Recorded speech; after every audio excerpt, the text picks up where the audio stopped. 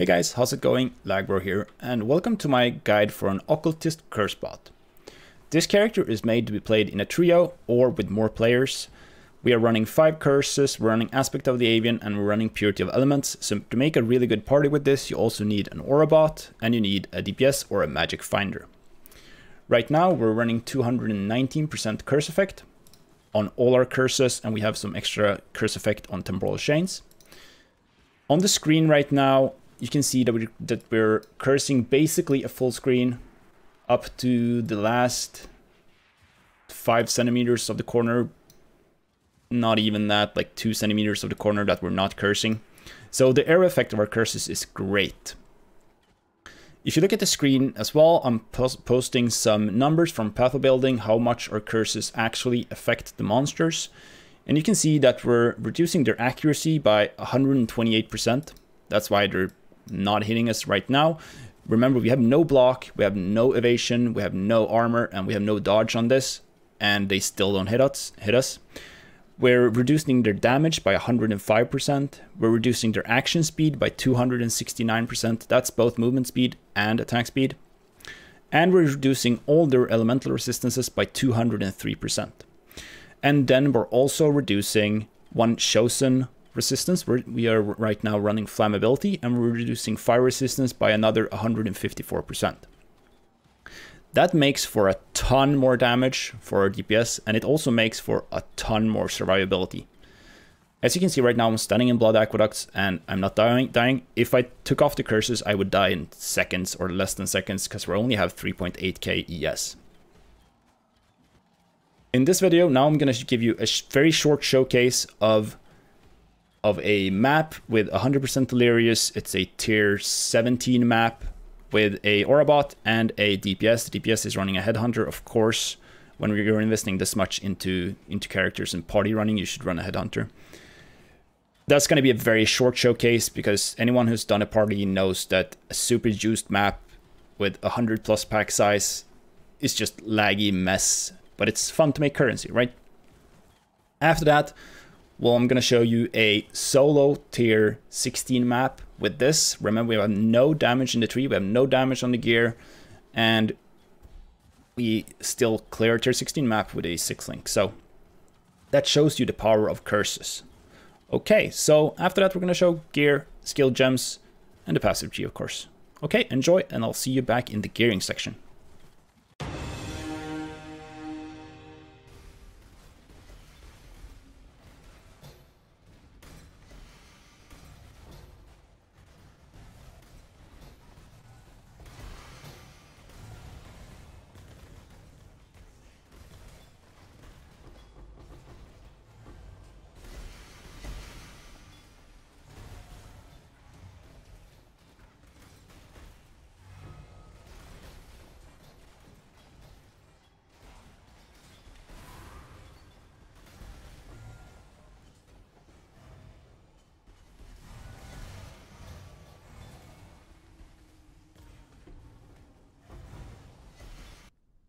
Okay, so here I just want to show you how much the curses actually do.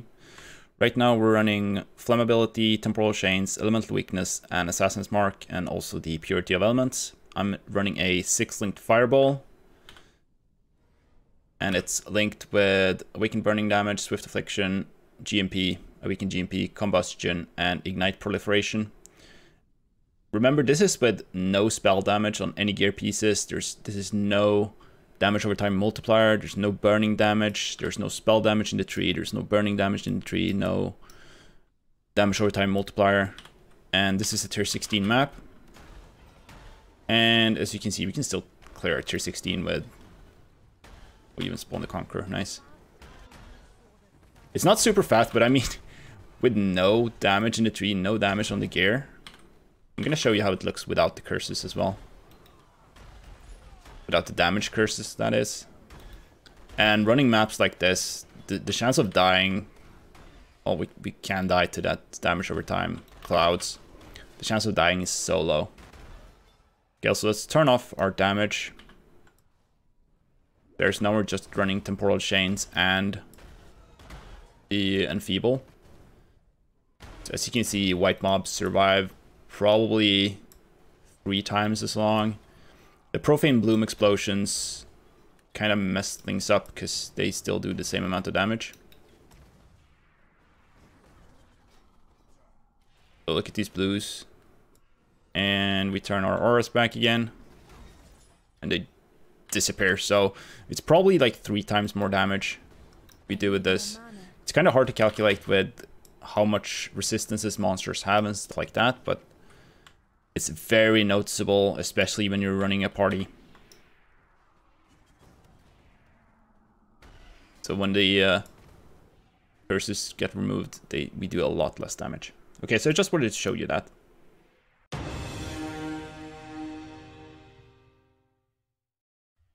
Welcome to the gearing section of this guide. Let's start talking about our weapon. We're using a bow and a quiver. On the bow, we have a synthesized bow with +1 level of socketed support gems, as an implicit. Next league, you're probably not going to get synthesized items. We don't know that yet, but if you don't get it, it's still going to be a lot of curse effectiveness. We crafted this for the faceted fossil to get socketed dexterity gems, socketed intelligence gems, socketed gems, and then bench crafted socketed support gems. On the quiver, we just have as high ES as we can find. You can also run a staff instead of the bow, but then you're missing the quiver slot, but you're going to get block on the staff instead, and we went for some more ES. The helmet is a hubris circlet with Essence of Loathing crafted. So deafening Essence of Loathing gives you 5% reduced mana reservation. And then we just went for as high ES as we could and Temporal Chain's curse effect as the enchant. On the amulet, you want to get an amulet with 5% reduced mana reservation. There's no essence for that, so you gotta craft that yourself. You want to get some dexterity, try to get some energy shield, both percent and flat energy shield, and then you want to allocate Champion of the Cause as your anoint on this amulet. Our body armor is Sakawal's Nest, mainly for the 10% reduced mana reservation. The all attributes is also nice. We are using Aspect of the Avian, so we'll get 100% increased buff effect from that, and Aspect of the Avian also affects nearby allies, so that's pretty good. Our rings, we're using double Dwader's Damning. We have these corrupted with percent dexterity, percent intelligence, and percent strength. You can go with just the normal Dwader's Damning. These are mainly or only for the additional curse. The gloves we're using are as high ES as we could find, and then craft Aspect of the Avian on them, because you need one item with Aspect of the Avian to be able to run the aspect. The belt is a crystal belt with as high ES as we can find. You're seeing a pattern here. Some cold resistance, so we cap out our resistance, and then just the mods we got that are non-removable with like a safe chance. The boosts are Wind Shriek. Wind Shriek is awesome. It's movement speed, some all res, additional curse, great, and increased arrow effect of curse skills. So these boosts are great. The flasks we're using are mainly defensive flasks. We're using a quartz flask with burning immunity, from force and dodge chance. We're using a basalt flask with curse immunity. That's fist damage reduction. We're using a quicksilver with freeze immunity. A jade flask with bleed immunity, so we're bleed, freeze, chill, and burn immune. And then we're also using a bottle faith. The way I want to play a curse bot is I want to be 2 steps ahead of my carry or my DPS. And if I'm using the bottle faith, he still does the 10% increased damage to enemies, or they take 10% increased damage. So using this, we can free up a flask slot on the carry for, say, a Taste of Hate or something else. So that's why we run that.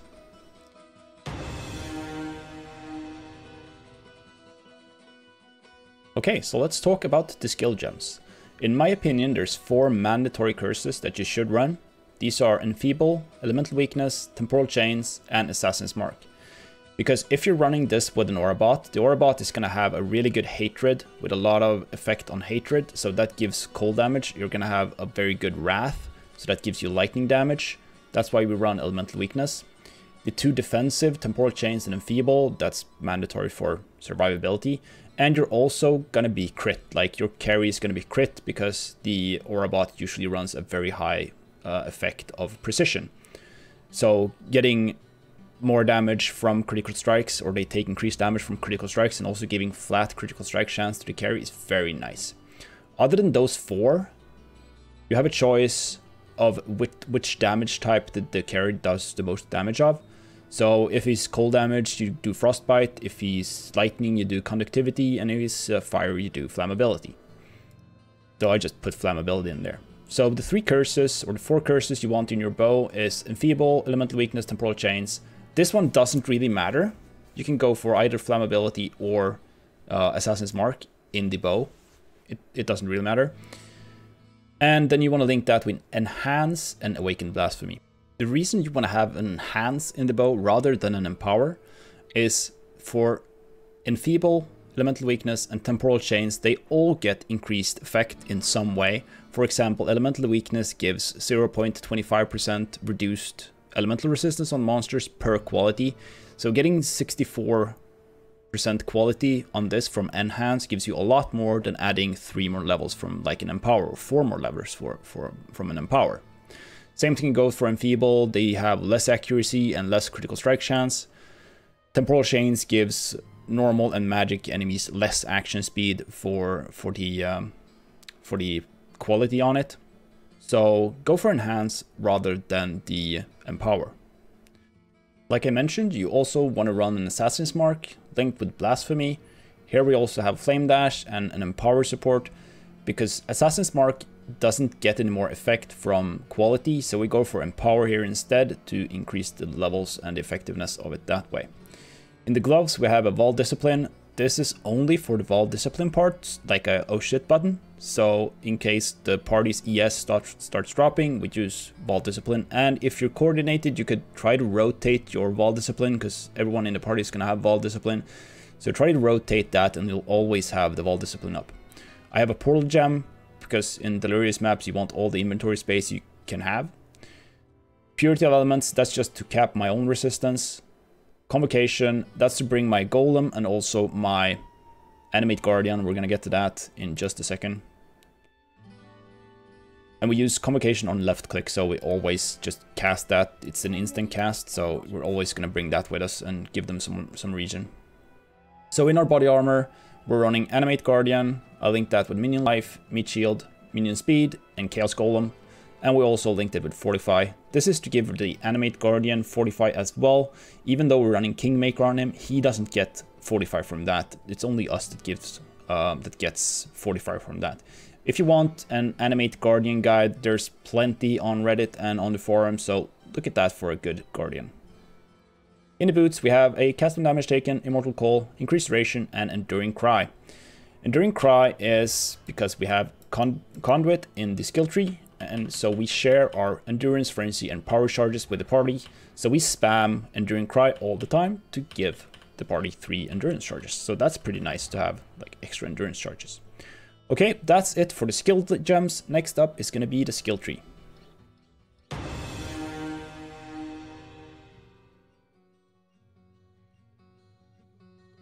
Okay, so let's talk a bit about the skill tree. Going over my skill tree, I actually realized I don't need Whispers of Doom with the gear I have. I can still run 5 curses without Whispers of Doom. So we managed to pick up some more curse effectiveness from our cluster jewels. So as I mentioned, we were at 219%, now we're at 234% increased effective curses instead. So yeah, we made some improvements just making this guide. So starting off, we go Intelligence, grabbing some Energy Shield. We go down, grab Melding, and then you put an Energy from Within here. Because without this, these give Energy Shield and Life. But with Energy from Within, they only give Energy Shield. So that gives you quite a bit. We go up, grab Chaos Inoculation for Chaos Immunity. We grab Hexmaster for some increased effective curses. There's increased effective curses here as well. Grab the Jewel Socket, put a Voices in here. I'm using 2 7 passive voices and 1 5 passive voices. For each step you go down, so if you're using 5 passives instead, you're going to save 1 point here. So going to a 3, you're going to save 1 point as well. So you're going to have to decide if it's worth it for you. The 7 passive ones are super cheap, they're like 50 chaos or something. The 5 passive ones are 3x. The 3 passive ones are 150x. So it gets very expensive super fast if you want to go for those. So in these, we have medium cluster jewels with increased effect of curses. And we go for Dark Discourse. You want Dark Discourse on every medium cluster jewel. Then you want Forbidden Words. Dark Discourse gives 10% increased effect of curses. And like, they're hindered. Reduced movement speed, that's okay. But like the regenerate is not going to happen because we don't kill. Forbidden Words is increased effect of curses, increased area effect of curse aura skills, so that's why we have a full screen of our curse auras, and is also reduced mana reservation of curse auras. So I went for as many Forbidden Words, so I can run my 5 curses, aspect of the avian, and the purity of elements, and still have mana for a couple of flame dashes. So, Dark Discourse, Forbidden Words, Dark Discourse, Forbidden Words, Dark Discourse, Evil Eye. Evil Eye is another one you can go for, because that makes cursed enemies take increased damage. I'm sorry. So, moving on, Dark Discourse, Forbidden Words, Dark Discourse, Forbidden Words, Dark Discourse, Forbidden Words. So that's 5 Dark Discourse and Forbidden Words. Down here we have Forbidden Words, Evil Eye, Forbidden Words, Evil Eye, and Dark Discourse. So if I could, I would get these with Dark Discourse as well, but I bought every Dark Discord Forbidden Words on the auction house, or the auction house on the trade site. So when you get like additional points when you're leveling, pick up these nodes as well, because these are all curse effectiveness. So getting 5% per node is very nice. Like, it's not worth going down. You have 15% effective curses down here and 5 here. But if you like calculate that out to these points, it's less than 5% per point. So going down here is not worth it if you have like empty points in your clusters. The normal jewels we're using are all with reduced mana reservation. So we're using 4 normal cobalt jewels with energy shield. Get some resistance if you want to cap your resistance, and then corrupted with reduced mana reservation. This is so we don't have to pick up this. So that saves us 2 points getting those. These are like 3x each, so it gets a bit expensive. Okay, so moving on with the tree. You want to pick up Conduit, so you can use your Enduring Cry and give party members endurance charges. That's great. I am using a Watcher's Eye with double purity of elements. So we take some fist reduction away, because we convert fist taken as fire instead of fist taken as fist. And fist taken as lightning. If your Aura Bot is a Scion or a Guardian, you could skip this and you're still gonna have fist reduction from them. But our Aura Bot is a Necromancer, so I wanted to get some fist reduction. That's also why we're running a Chaos Golem, for some fist reduction. You want to pick up Zealoth's Oath. That is because the Aura Bot is running Vitality, and Vitality gives you life regen, so you want that life regen to be energy shield regen instead.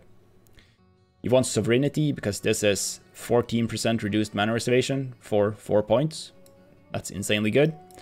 Other than that, it's just the most effective pathing you can go for. Okay, so Ascendancy, there's no choices here. You gotta have Profane Bloom, so you can curse hexproof enemies. Enemies are not gonna explode because you're not killing them, so they're not gonna explode from Profane Bloom, but that's just for the hexproof. You want Malediction for an additional curse and effect of curses. You want Void Beacon, because there's nothing else. You don't want Forbidden Power. Forbidden Power is useless for you. So Void Beacon, minus Cold Res, reduced life regeneration rate, it's okay. And then Vile Bastion, some energy shield regen. So it's like, I started running this curse bot with just normal and Cruel Lab, because like these two are not that good. So that's the skill tree, and that's gonna be the end of the guide. I hope you guys enjoyed this. I haven't seen any other curse bot, or at least any like 3.10 or later curse bots. So I really wanted to show you this, and I hope you learned something and maybe you can start running some more laggy parties. Okay, thank you so much for watching, and if you liked it, please subscribe to the channel. That helps me a lot. Goodbye, guys.